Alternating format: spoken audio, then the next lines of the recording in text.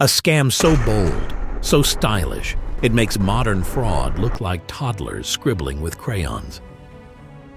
There are stories so outrageous, so brain-meltingly stupid, you assume they must be fake.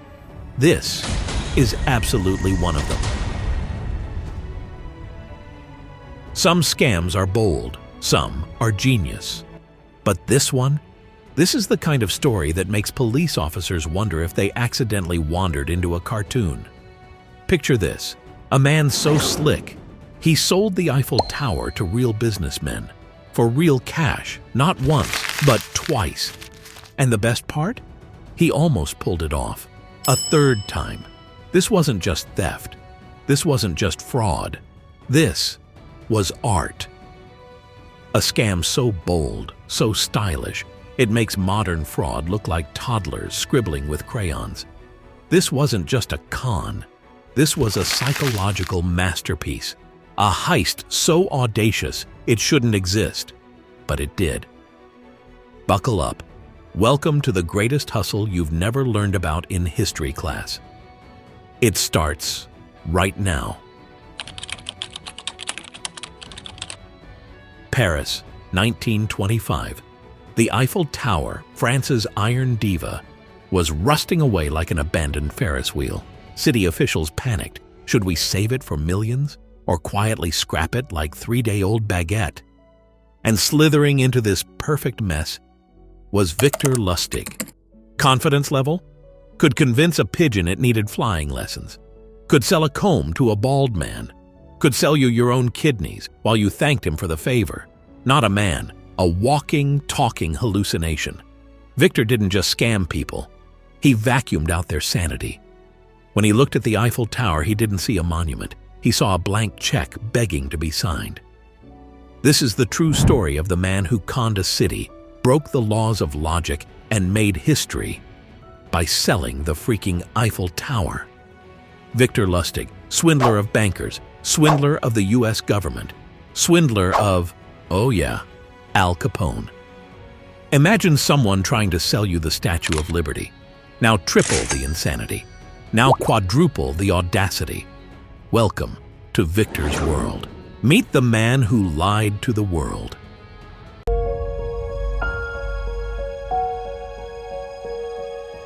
Born in 1890 in Austria-Hungary, Victor Lustig spoke 5 languages fluently, could charm the devil off his throne, and played people like pianos. Naturally, he used those skills to rob everyone blind. Victor Lustig, bohemian blood, brain like a chess master, heart cold enough to refrigerate meat. By 15, already hustling cruise ship tourists smoother than a Vegas card shark at senior discount hour. Bonsoir, monsieur. Might I interest you in a small bridge, or perhaps an entire country? And when simple scams got boring, he invented a new one. Behold, the Romanian money box. Yes, folks, one sturdy wooden box. It prints authentic money. Just give it 6 hours per bill and trust the process.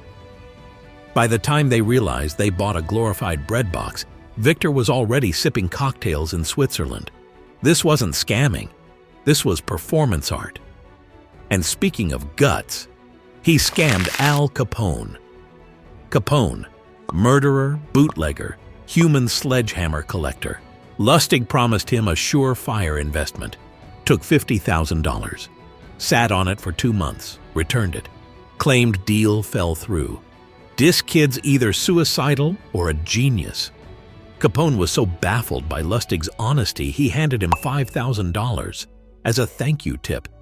Victor didn't just lie, he made lying look honorable. How to sell the Eiffel Tower. Step 1. Book a luxury suite in the most elite hotel in Paris, the Crillon. Because real scams need chandeliers and expensive cocktails. Step 2. Forge some very official-looking government stationery, heavy paper, fancy ink, lots of unnecessary signatures. Step 3. Invite Paris's richest scrap metal dealers to a private government auction. They came running like moths to a cash bonfire. Did anyone ask for ID? Did anyone fact-check? Of course not. They smelled profit, and their brains went on vacation. Anyone check with the mayor?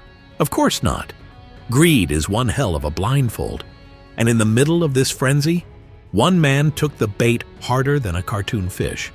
André Poisson, a name that ironically translates to André Fish. Lustig staged a fake bidding war so intense, Poisson practically tackled him with cash in hand. And just like that, André Poisson believed he owned the Eiffel Tower. A few days later, Poisson realized he'd bought a handful of dreams and a truckload of shame. Imagine waking up thinking you bought a national monument and realizing you got mugged by paperwork. How he got away and why it worked. So how did Victor not immediately get arrested? Simple. Poisson was too embarrassed to call the police. Yes, instead of admitting he got duped out of today's equivalent of millions, he decided to quietly eat the L. Would you want your friends to know you bought a building no one was selling? Lustig escaped to Vienna, laughing so hard he probably got abs. And when the heat cooled down, he came back, tried it again. Same scam, different suckers. But unlike Poisson, the second buyer Lustig tried to swindle wasn't the type to quietly lick his wounds. Once he realized he'd been conned, he didn't hesitate. He stormed straight to the police. What followed? A full-blown manhunt across France. Lustig barely slipped through their fingers. He fled the country, just in time, and vanished into the shadows of the United States. But you know what they say. You can't reform a mind that's always scheming. And Lustig? He wasn't done yet. He almost pulled off a third sale before the French authorities finally woke up and turned the Eiffel Tower into a crime scene. Victor didn't just sell a building. He sold humanity's blind trust. He weaponized greed and ego, and won. And that's why, to this day, Victor Lustig remains the only man to ever sell the Eiffel Tower. Twice. For real money. Without a gun. Without a threat. Only pure, weaponized charm. Next time someone says too good to be true, just remember, somewhere out there, a guy once sold the Eiffel Tower. Twice. And almost thrice. He spent the rest of his life in Alcatraz, the scammer's version of heaven, if heaven had walls and armed guards. But honestly, if you can scam Al Capone, sell the Eiffel Tower, invent fake money printers, and dodge the cops for 2 decades, you've earned your spot in the Con Artist Hall of Fame. And if you ever feel a chill in Paris, it's probably Victor Lustig's ghost asking for a small down payment. History was wild, man. We've got the receipts, people, and oh yeah, the past must be crazy.